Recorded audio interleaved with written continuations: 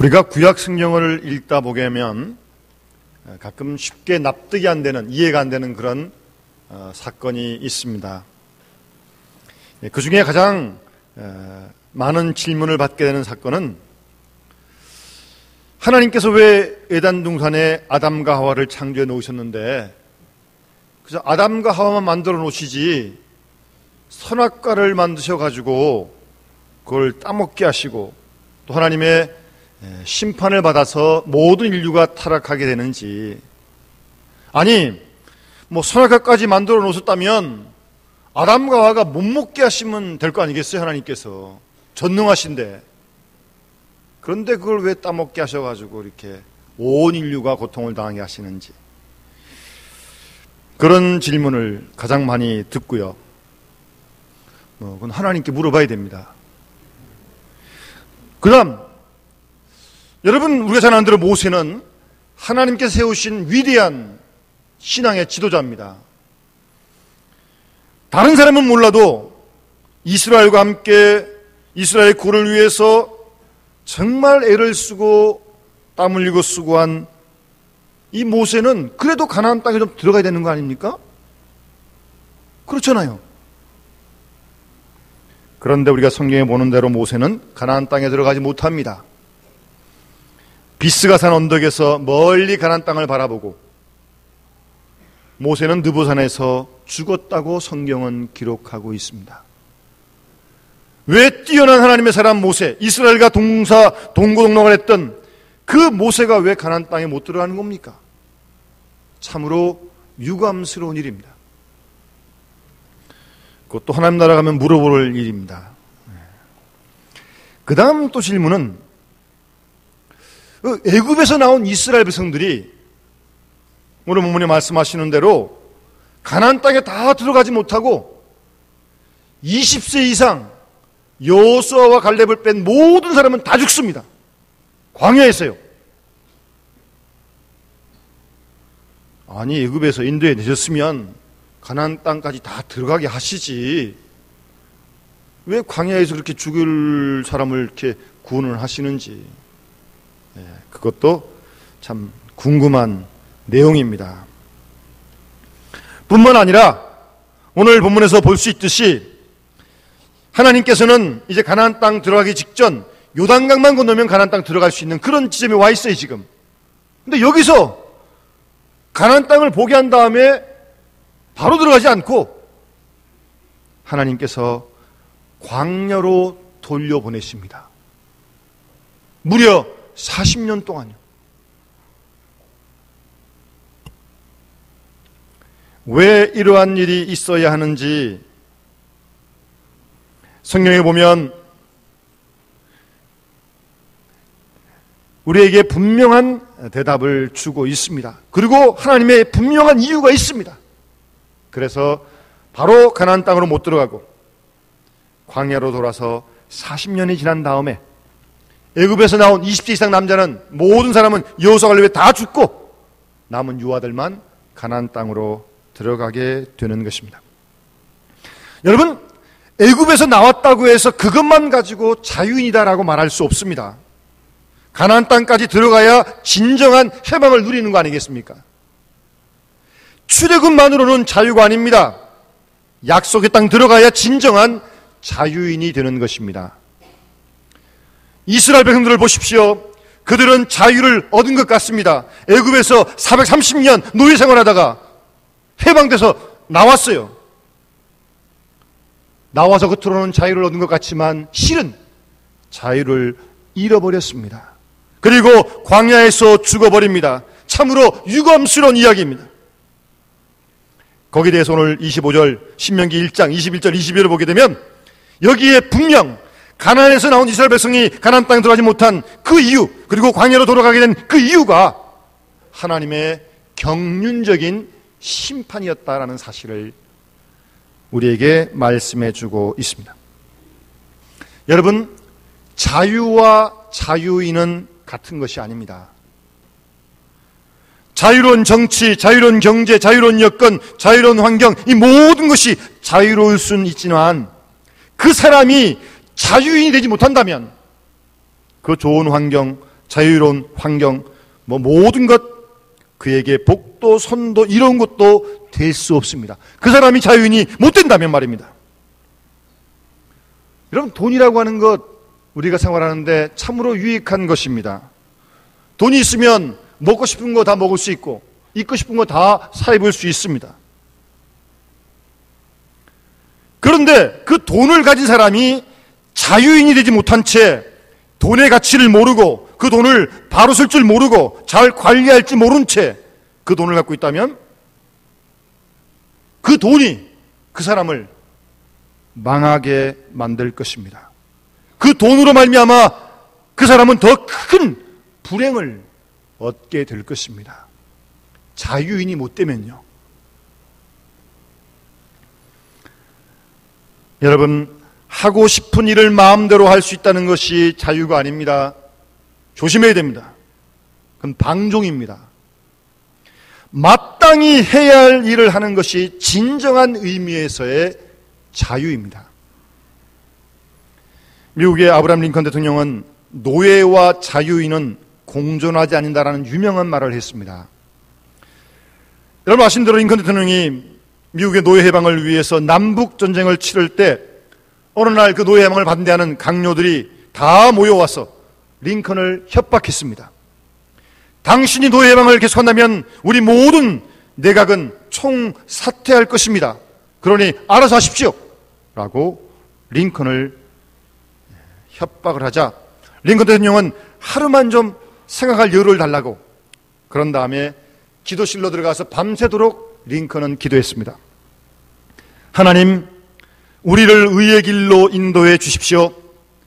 바른 길이 어디에 있는지, 의로운 길이 어디에 있는지 하나님 가르쳐 주십시오라고 밤새 기도한 다음에 그 다음날 아침 이 링컨 대통령은 강요들을 다 불러놓고 이렇게 말을 했습니다. 자유와 노예가 공존하는 나라는 존재하지 않습니다. 그렇게 말을 하고 노예 해방 운동을 중단 없이 밀어붙였습니다. 여러분, 자유와 노예가 공존하는 나라는 존재하지 않는다. 잘 생각을 좀 해야 합니다. 여러분들은 얼마나 자유를 누리고 있습니까? 그리고 우리는 진정 자유하고 있는 것입니까? 한번 스스로를 잘 돌아보아야 합니다.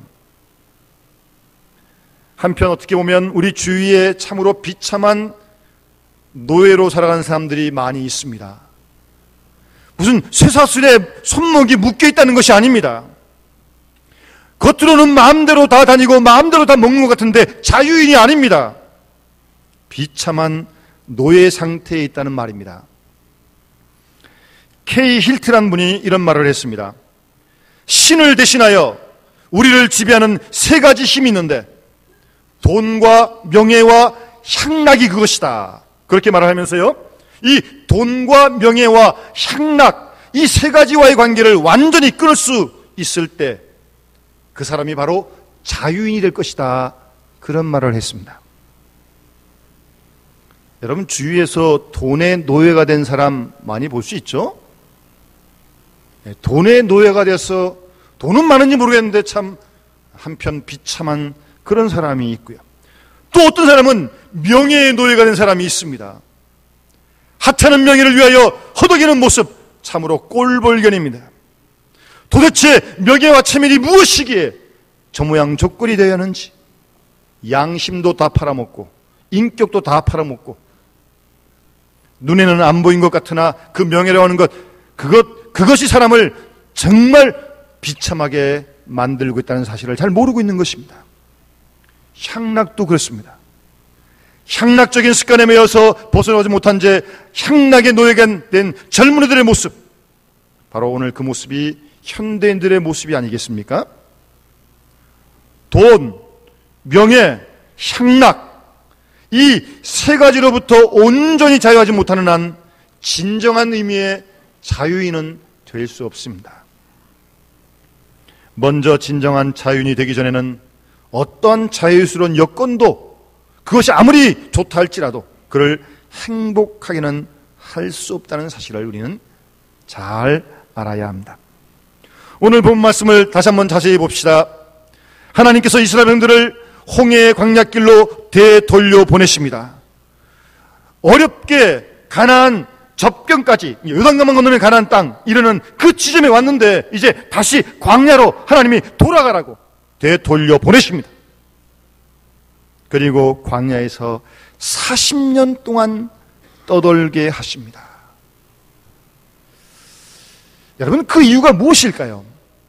성경을 전후 잘 살펴보게 되면 첫 번째는 이스라엘 백성들이 애굽에서 나와서 가나안 땅을 탐지한 그 일이 불신앙적인 사건이었습니다. 오늘 본문 34절 말씀이나 신명기 1장 22절에 보면 이스라엘 백성이 가나안 땅 가까이 왔을 때 정탐꾼 12를 보내서 가나안 땅을 정탐하게 합니다. 그 사건 자체가 하나님이 원하시는 뜻이 아니었습니다. 하나님께 먼저 물어보지도 않았습니다. 그러나 이스라엘 백성들이 강렬히 요구하니까 모세가 그냥 그대로 그냥 끌려가서 그냥 실수를 저지르고 만 것입니다. 그래서 정탐꾼을 보내게 되는데 바로 이 일이 하나님께 불신앙적인 행위였다는 말입니다. 여러분 아시는 대로 이스라엘 백성들이 언제 일정표를 가지고 애굽에서 나와서 거기까지 온 겁니까? 이스라엘이 계획된 대로 스스로 길을 찾아가지고 거기까지 온 게 아니잖아요. 오직 하나님께서 인도하시는 대로 구름 기둥과 불 기둥을 따라서 여기까지 왔는데 이제 요단강을 건너 가나안 땅 들어가는 것도 하나님이 이끌어 주실 거예요. 가만히 기다렸다가 구름 기둥이 움직이면 따라가면 될 텐데 그런데 쓸데없이 정탐꾼을 보냈냔 말입니다. 사실은 그 자체가 큰 불신앙적인 사건임을 주님은 책망하십니다. 그리고 거기에 머물지 않습니다. 정탐하고 나선 그 보고를 한번 보십시오. 여호수아와 갈렙은 그래도 믿음으로 보고를 했지만 남은 10사람 정탐꾼이 절망적인 보고를 합니다. 과연 그 땅은 절과 끓이는 좋은 땅인데 견고하고 성읍이 강해서 우리가 능히 올라가서 치지 못할 것이다. 그들은 우리보다 훨씬 더 강하다. 우리는 스스로 보기에도 그들에 비해서 메뚜기와 같다. 그런 절망적인 소식을 듣게 되자 온 백성이 울고 불고 난립니다. 다 망했다고 죽게 됐다고 울부짖습니다. 여러분 이 울음소리 속에 가만히 보면 전혀 하나님을 믿는 의자는 신앙이 없어요. 여호수아와 갈렙이 옷을 찢으면서 그들을 말렸지만 듣지 않고 오히려 하나님 종 모세를 치려고 했습니다.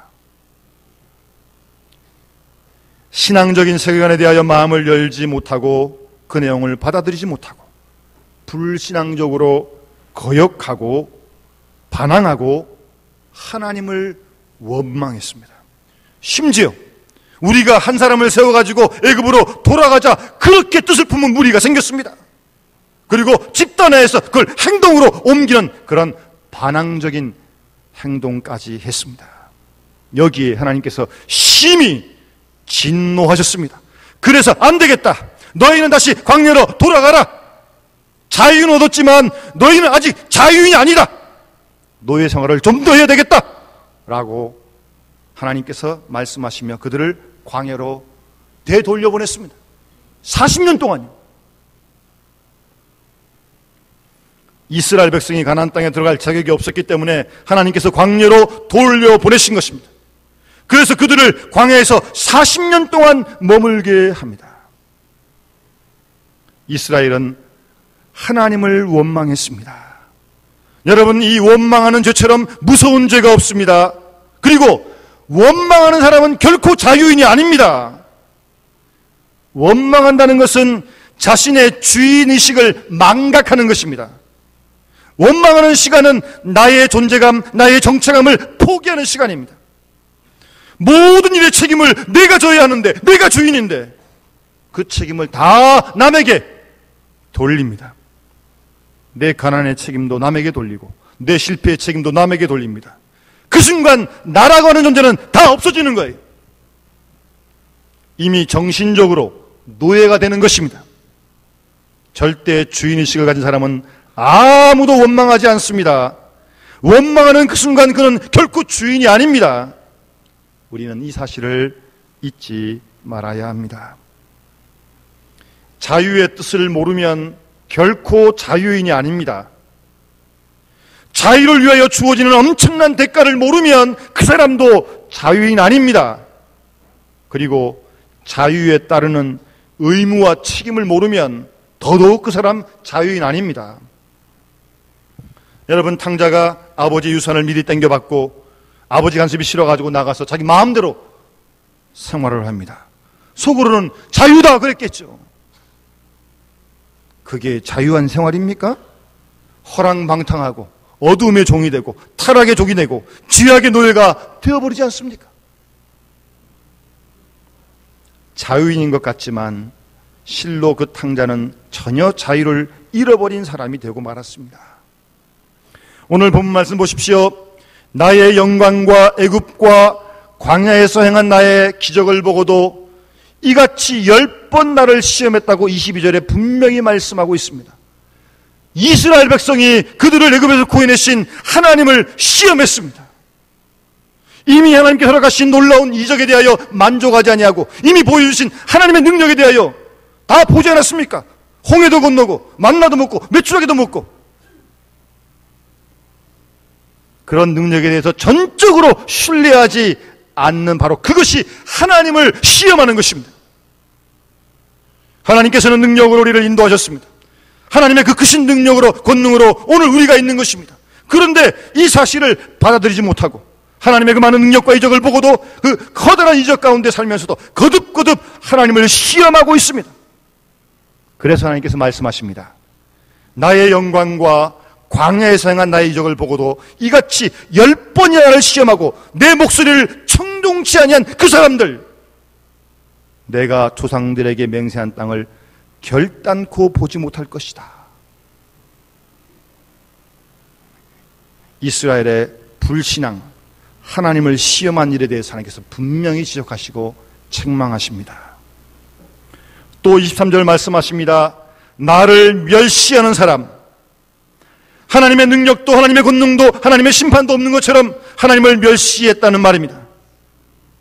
여러분, 하나님의 심판이 오늘 우리 가운데 얼마나 정확하게 나타나고 있습니까? 죄의 값은 사망입니다. 그럼에도 불구하고 우리는 종종 하나님의 심판이 아무데도 없는 것처럼, 그래서 죄를 짓고도 살 수 있는 것처럼, 부정하고도 살 수 있는 것처럼 하나님을 멸시합니다. 그것이 죄가 되는 것입니다. 또한 이스라엘 백성들은 하나님을 원망했습니다. 여러분, 하나님을 원망하는 죄는 가장 큰 죄입니다. 철저한 불신앙입니다. 보십시오. 하나님께서 이렇게 말씀하십니다. 27절에 이스라엘 자손이 나를 향하여 원망하는 바 그 원망하는 말을 내가 들었노라 라고 말씀하고 있습니다. 저들은 오늘 우리에게 주신 하나님의 은혜를 망각하고 있습니다. 하나님의 인도하시는 길에 대하여 불평이 많습니다. 마땅히 우리는 조금 불편한 광야의 길이라도 하나님이 원하시는 길이요, 그것이 우리에게 피를 위해서 주시는 시련의 길이요, 과정이라고 생각하고 믿어야 할 텐데 그 은혜를 잊어버리고 하나님을 원망합니다. 원망합니다. 양이 목자를 따르듯이 순종하며 곱게 따라가야 합니다. 그렇게 하여금을 이스라엘은 줄곧 하나님을 원망합니다. 약속의 땅도 믿지 않습니다. 현재의 은혜도 믿지 않습니다. 그저 다만 원망을 할 뿐입니다. 이 원망은 불신앙적인 바로 소행입니다. 그래서 종교개혁자 루터는 이런 말을 했습니다. 오직 신앙에 의해서만 자유인이 될 수 있다, 그렇게 말을 했습니다. 신앙 안에서만 우리는 진정한 자유인이 될 수 있습니다. 예수님께서 요한복음 8장에도 너희가 내 말에 거하면 참 내 제자가 되고 진리를 알지니 진리가 너희를 자유케 하리라 라고 주님은 말씀하셨던 것입니다. 내가 누구냐는 것 중요하지 않습니다. 내가 누구에게 속했느냐 하는 것, 그것이 중요합니다. 내가 예수 그리스도에게 속하고 내가 하나님에게 속할 때 비로소 나의 정체와 나의 자유가 보장이 되는 것입니다. 이스라엘 백성들은 뒤를 돌아보지 말아야 했습니다. 그런데 어땠습니까? 조그만 어려운 일에 부딪혀도 애굽으로 돌아가는 것이 낫지 아니하냐, 그렇게 불평을 합니다. 아니 430년 동안 그렇게 종살이를 하고도 그래서 살려달라고 부르짖어가지고 하나님이 해방시켜줬는데 뭐 조금 어려움이 있다고 애굽으로 들어가는 게 낫지 않느냐. 정말 그게 할 말입니까? 정말 잘못된 일입니다. 저희 부모는 이북에서 월남하셨는데 언제 한번 우리 부모님께 이런 말씀을 드린 적이 있습니다. 북한에서 8.15를 맞았을 때 뭐 남한 북한 전부 다 기뻐하지 않았습니까? 근데 북한에 공산주의자가 들어와서 권력을 잡고 많은 사람을 괴롭히기 시작했다고 합니다. 그런데요, 그렇게 공산당들이 사람들을 괴롭힐 때 이렇게 말하는 사람들이 실제로 있었답니다. 일본 사람들 밑에 있을 때가 더 좋았다. 그렇게 말하는 사람들이 있었대요. 8.15 해보다 일제시대가 더 낫다.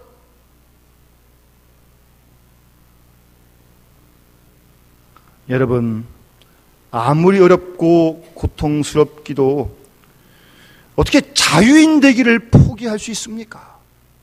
아니 죽더라도 자유인으로 죽어야지 일본 사람들 밑에 있을 때가 그리워해서 되겠습니까? 그때는 밥을 먹고 지금은 죽을 먹을지언정 그 노예 시절을 그리워할 수 있는 것입니까? 그런데 오늘 본문의 이스라엘 백성들 보십시오. 조금만 어려워져도 우리가 애굽 땅에서 고기 까마 곁에 앉았을 때와 떡을 배불리 먹던 때 차라리 여호와의 손에 그때 죽었으라면 좋았을 것을 왜 너희가 이 광야로 이를 끌어내가지고 여기서 죽게 하느냐? 몸은 나왔지만 아직도 마음은 노예예요. 노예의 근성에 붙들려 있는 겁니다. 여러분, 우리의 미래는 전적으로 하나님의 것입니다. 뭐 되느니 안 되느니 가능하니 불가능하니 소망인적이니 절망적이니 그런 생각 자체가 잘못된 것입니다. 우리의 지식이나 판단으로 우리의 앞날을 전망하는 것처럼 불신앙적인 일은 없습니다. 그러니 뭐 된다느니 안 된다느니 그런 말 하지 마십시오. 또 외부적인 환경에 대하여 절망할 것도 없습니다. 뭐 어렵다 힘들다 뭐 언제 안 이런 적 있습니까? 우리는 외부적인 환경에 의해 사는 것이 아닙니다. 경제가 어렵고 정치가 어렵고 다 소용없습니다. 모든 것이 다 하나님 손 안에 있을 뿐입니다. 그러니 위를 바라보고 하늘을 바라보고 하나님 말씀에만 순종할 것입니다. 그런데 이스라엘 백성들은 자신의 지식과 자기의 의지로 현재와 미래를 판단하고는 하나님을 원망하는 것입니다. 하나님을 바라보는 눈을 잃어버리고 세상을, 사람을, 자기를 보았기 때문입니다. 그래서 원망하는 죄를 짓고 있는 것입니다. 66년 전 8월 15일 우리는 정치적인 해방을 은혜로 맞이하게 되었습니다. 하나님의 은혜로 일본으로부터 해방을 맞았습니다. 온 국민이 다 기뻐했습니다. 그러나 자유의 가치를 몰랐습니다. 자유에 따르는 의미와 책임을 몰랐습니다. 그래서 방종과 자유를 구분하지 못해 혼돈 가운데 있었기 때문에 그렇게 힘겹게 얻은 소중한 자유를 다시 빼앗기고 말았습니다. 이념의 노예가 되고 물질의 노예가 되고 혼란과 무질서의 노예가 되어 마침내 6.25라고 하는 동족 상잔의 큰 비극을 겪어야만 했습니다. 그리고 혁명도 겪었습니다. 그러나 이스라엘 사람들이 40년 동안 광야에 머물면서 자유인이 되는 길을 배운 것처럼 우리도 그 많은 고난과 긴 시간 동안 진정한 자유인이 되는 길을 깨달았습니다. 하나님께서는 그 많은 시간 동안 우리로 하여금 자유가 무엇인지 그리고 자유인이 되는 길이 무엇인지 깨닫도록 가르치셨던 것입니다. 우리는 일본 사람들에게 지난날 정치, 경제, 문화, 사상, 교육, 언어 이런 모든 걸 다 빼앗겼습니다. 그리고 무엇보다도 중요한 도덕의식까지 빼앗겼습니다. 법, 질서의식도 빼앗겼어요. 그래서 무엇이 선인지 무엇이 악인지 모르게 되었다는 것입니다. 저는 언젠가 한번 선배 목사님 말씀을 듣고 깜짝 놀랐습니다. 여러분들도 뭐 길을 가시든가 차로 운전하실 때 빨간불이 되면 서야 되는 거 아닙니까? 그랬다가 뭐 아무도 없고 주의 그러면 이제 지나가기도 하는데 여러분, 일제시대 때 식민지 생활을 하니까 사실 법이라고 하는 건 우리를 위해 있는 거 아닙니까? 그런데 식민지하에 있으면서 법을 지키는 것은 우리를 지배하는 일본 제국주의자들을 이롭게 하는 것이다. 그런 생각이 드는 거예요. 그래, 법 지키지 말자. 그런 생각이 들었다는 거예요. 여러분, 그런 조그만 거지만 교통신 하나 안 지키는 것도 결국 그 뿌리를 보면 식민지 생활에서 비롯됐다는 거예요. 그래서 법은 될 수 있는 대로 빠져나가는 것이 잘하는 것이고 거역하는 게 잘하는 것이고 그것이 잘 사는 길이다. 그런 생각이 들었다는 거예요. 여러분, 그거 식민지 문화고 식민지 의식이라는 거예요. 그리고 일본 사람들이 우리나라를 지배할 때 우민 정책을 썼습니다. 공공연하게 젊은이들을 타락시켰습니다. 동네마다 술집을 만들고 좋지 못한 곳을 만들어가지고 젊은이들을 다 타락시켰습니다. 그래서 젊은이들이 이 풍진 세상을 만났으니까 공부해서 뭐하냐? 먹고 마시고 놀고 아주 넋을 완전히 빼놓았습니다. 그런 타락상이 오늘날도 이어지고 있는 거 아니겠습니까? 여러분, 어찌 보면 술이라고 하는 것도 사실 음식의 일종인데 우리나라 사람 중에 어떤 사람들은 코가 삐뚤어지도록 술을 마셔요. 그것도 만국 풍조입니다. 만국의 윤리예요. 일본 사람들 우리 청년들을 무력화시키기 위해서 만들어온 그 잘못된 습성이 아직도 우리에게 그대로 남아있다는 겁니다. 여러분, 우리의 극단적인 이기주의 그리고 아주 무책임한 생각, 도대체 그것이 어디에서 온다고 생각하십니까? 잘 뿌리를 캐 올려가면 식민지 문화에서 온 것이 참 많습니다. 우리가 모르는 사이에 그렇게 거기에 붙들리는 거야. 아직도 해방된 지 60년이 넘었는데도 주인의식도 없고 애국심도 없어요. 저는 기업은 잘 모르지만 이 기업하시는 분들 얘기를 들어보게 되면 한국 기업들이 애국심이 없다는 겁니다. 무슨 말인가 하면 좀 어렵더라도 새로운 기술을 좀 개발을 하고 그래야 좀 미래가 있는 거 아닙니까? 그런 거 생각지 않고 당장에 나에게 우리 기업에 유익한 것만 그것만 하여튼 수입해 와가지고 이제 그러다 보게 되면 우리가 하나도 없는 거 아닙니까? 그런가 하면 어떤 또 기술자가 우리나라의 중요한 기술을 해외로 빼돌리기도 하고, 예? 자기만 잘 되겠다는 거 아니에요? 자기만. 나라가 어찌든 아무런 관계없다는 거 아닙니까? 식민지 문화의 잔재입니다. 나 하나만 잘 되면 그만이다. 정말 낯뜨거운 아주 무책임한 그런 생각이에요. 해방은 됐지만 아직도 우리의 구석구석 식민지 문화 속에서 헤어나지 못하는 일들이 참으로 많이 있습니다. 일전에 교육계는 어떤 선생님 통해서 지금은 많이 낮았겠습니다만 교육계도 일제치에 때는 다 위에서 시킨 대로 다 시킨 대로만 하니까 해방이 되고 이렇게 알아서 좀 교육 지도자들에게 좀 해보라고 그러니까 어떻게 될지 모르겠다고 너무나 시킨 대로 하니까 이게 다 굳어져가지고 말입니다. 자유를 잃어버린 자유인, 노예 상태에 대한 각성이 없는 이 구제불능의 사람들이 어디로 가야 하는 것입니까? 우리가 얼마나 더 이 광야에 머물러 있어야 되는 것입니까? 어디서 자유를 빼앗겼으며 어디서 자유를 찾아야 하는지 우리는 깊이 깊이 생각해야 합니다. 하나님 말씀이 성경 우리에게 분명히 전해주십니다. 갈라디아서 5장 1절 말씀에 그리스도께서 우리로 자유케 하려고 자유를 주셨으니 그러므로 굳세게 서서 다시는 종의 멍에를 매지 말라고 분명히 말씀하십니다. 주를 믿는 신앙 안에 그리스도 안에 분명 자유의 길이 있어요. 우리 모두 그 길을 따라 우리를 통해 하나님 기뻐하신 놀라운 역사를 이 땅에 이루어드리고 이 민족을 새롭게 하는 우리 모두가 될 수 있기를 주의 이름으로 축원합니다. 기도하겠습니다. 하나님 아버지, 이 민족을 사랑하셔서 전혀 우리의 힘이 아닌 하나님의 역사하심으로 66년 전에 이 민족에게 해방을 주심을 감사드리며 찬송을 드립니다.